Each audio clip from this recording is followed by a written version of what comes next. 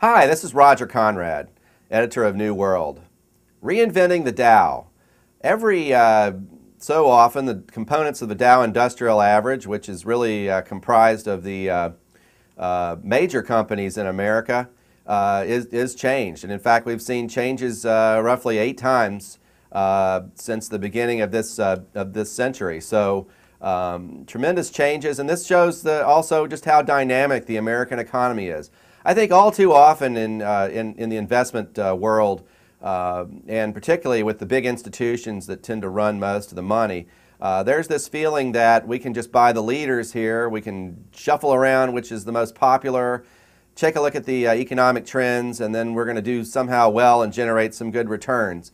What history shows, though, is that today's winners aren't necessarily tomorrow's winners, and investors who latch on to the winners of going forward are going to do a lot better than those who are simply trying to shuffle around, rearrange maybe not rearrange the chairs on the Titanic, but basically trying to look at yesterday's winners and determine what might do well over the next 6 to 9 months or so among those. Our New World portfolio is comprised pretty much of the companies we think are going to comprise, if not the actual components of the future Dow, certainly the leaders of global industry. And we have 4 different subcategories in the portfolio. Couple of them are comprised mainly of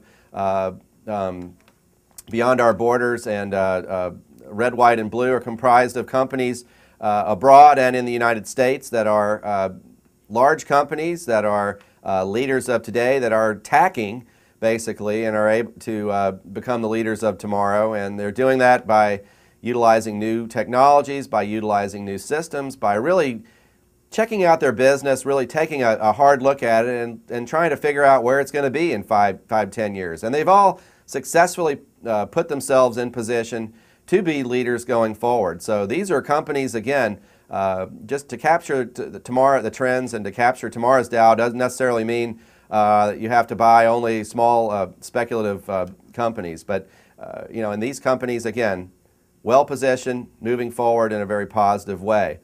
We also have a couple of other groups. We have a group of smaller technology companies, and we have a group of raw materials companies that are a little bit more high stakes and a little bit more upside.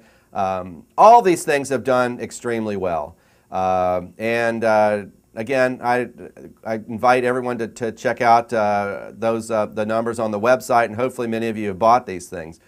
I guess the question going forward is what do we expect ahead? How are these things going to perform? And a lot of people have become worried over the past several months about, particularly about the possibility of a big W.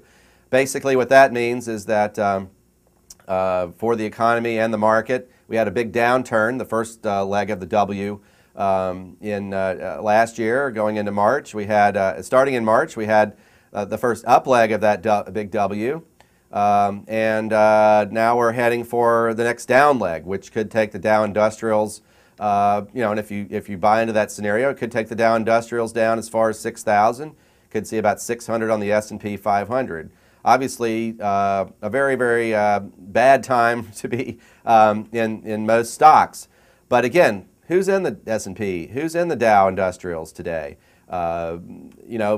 Companies that are dominating now. Some of them are going to continue are going to be able to go forward, carry their strengths and do the same thing in the 21st century than in the 20th century. Many of them are not. So, again, what's going to be in that index? What's going to be carrying down? Not necessarily tomorrow's leaders. Naturally, in a bad environment for stocks, most stocks go down. But the New World portfolio, ironically enough, has gone exactly the opposite direction. We've calculated our returns since inception, 13 months, and we're up nearly 40% at a time when the rest of the market, or when these big averages, are down 10%. Why is that? Well, simply because if you take a look at the companies, again, that we've been recommending, these are companies that are positioning for the future. They're tapped into trends that have transcended the downturn in the market. And also the downturn in the economy. They're tapped into things like connectivity, like green energy, like the smart grid, like smarter defense, like smarter healthcare, Again, things that are transforming the way that society works, the way our economy works, and they're doing it in a way that's profitable for investors, even in probably one of the worst markets in 80 years, again, with these types of returns. So this is the kind of thing we're looking for. Invite you to check out the articles. We have a new one. I mentioned raw materials as one of the areas we're covering. We have a new article on that in the current on the website that was just posted. And if you're interested more in the new components of the Dow and so forth, the evolution of the Dow, please check out my viewpoint also on the site. So that's all I have to say today. Again, stick with the good positions. I think we're going to do very well going forward, and don't be afraid of the ups and downs in the market if you're tapped into the right companies.